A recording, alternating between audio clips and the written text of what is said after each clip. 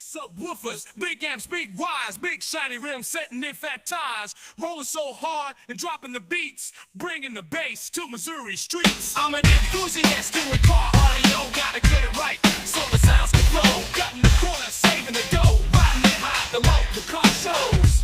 Yeah, CAE is on the mic, CAE is on the mic, dropping it knowledge, big seal the ride, sure to hit the button, smash. All right, guys, let's address the most polarizing question in the car audio community for the last however many years. Should I get batteries or alternators? The answer to that question is quite simply yes. But let me explain. First of all, a battery can only produce power until it runs out. It's like a swimming pool, full of water. The alternator, on the other hand, turns gas in your vehicle, mechanical energy that engine is creating, into electricity and puts that into the battery.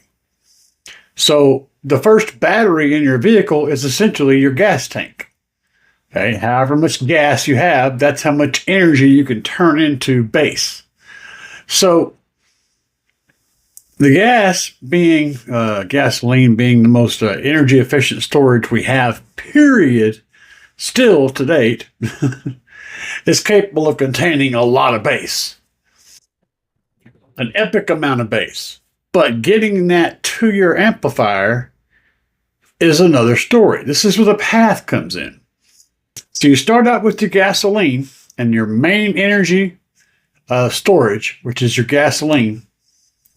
And we want to turn that into bass. Well, first of all, it has to go through the engine, get converted into mechanical energy, which is the same energy used to move the vehicle around. Then also, the alternator takes that mechanical energy and turning it into electrical energy.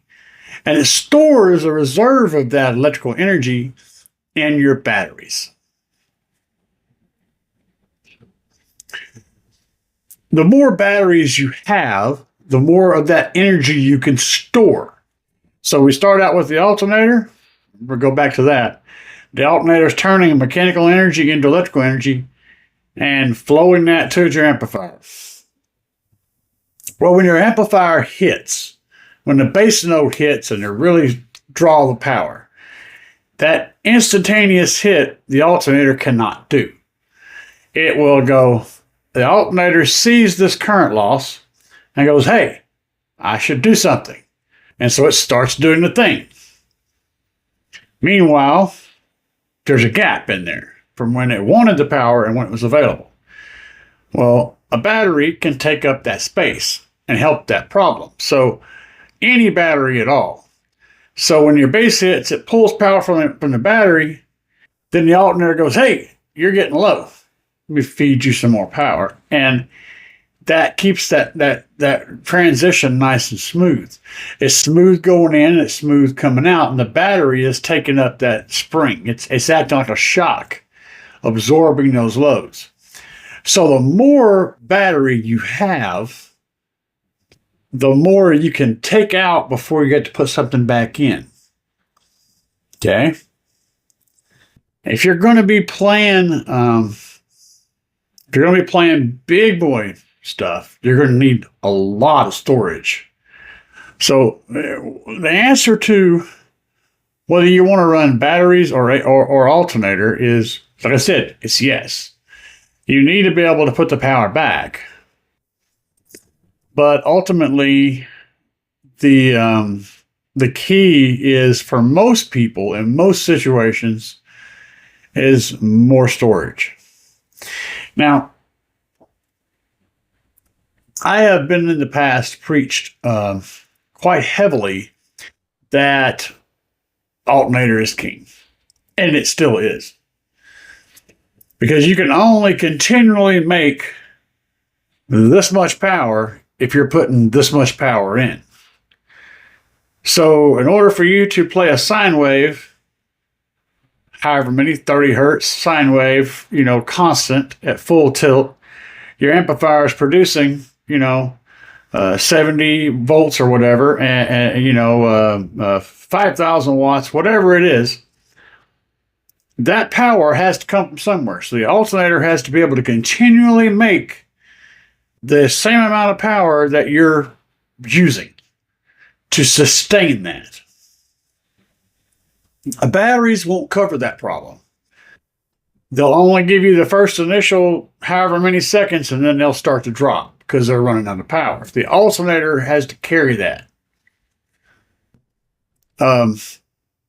But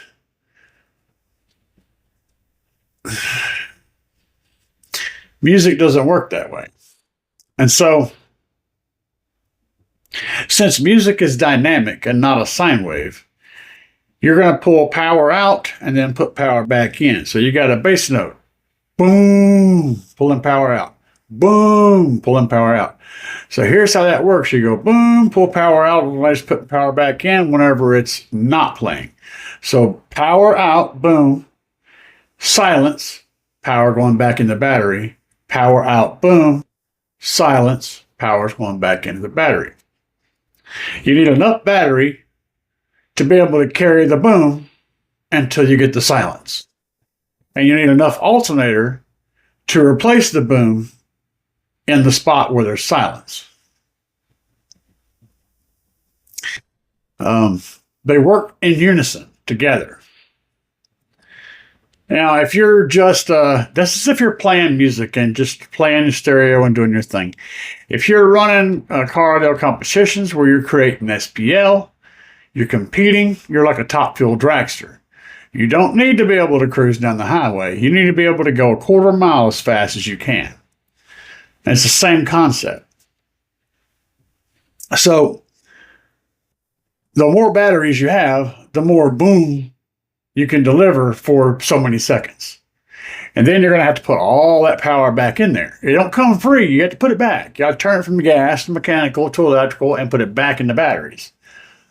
But if you're only looking for 20 seconds or 30 seconds of crazy amounts of power, and then you're going to get the vehicle's going to have time to sit and charge back up, then it's all about batteries at that point. More batteries, better.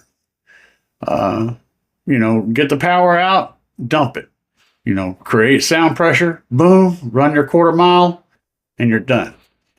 But if all you're doing is cruising around all the time and you're never really dropping the hammer on it hard, but you're giving it more than what the factory alternator can keep up with, then the alternator is the king in that scenario, because your alternator can literally maintain that battery and give you that power without causing issues. For most people, they're somewhere in the middle.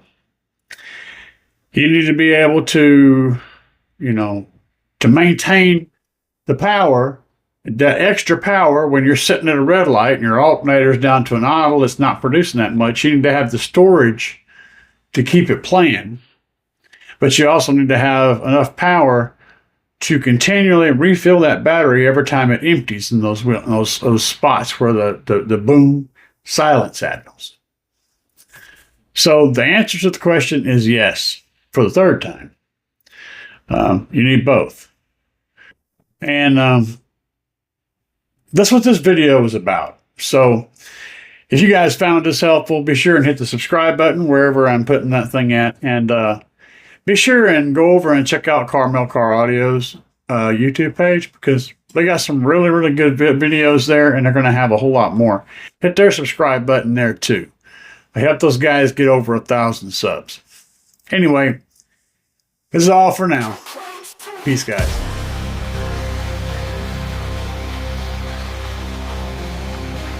Some woofers, big amps, big wires, big shiny rims setting in fat tires, rolling so hard and dropping the beats, bringing the bass to Missouri streets. I'm an enthusiast doing car audio.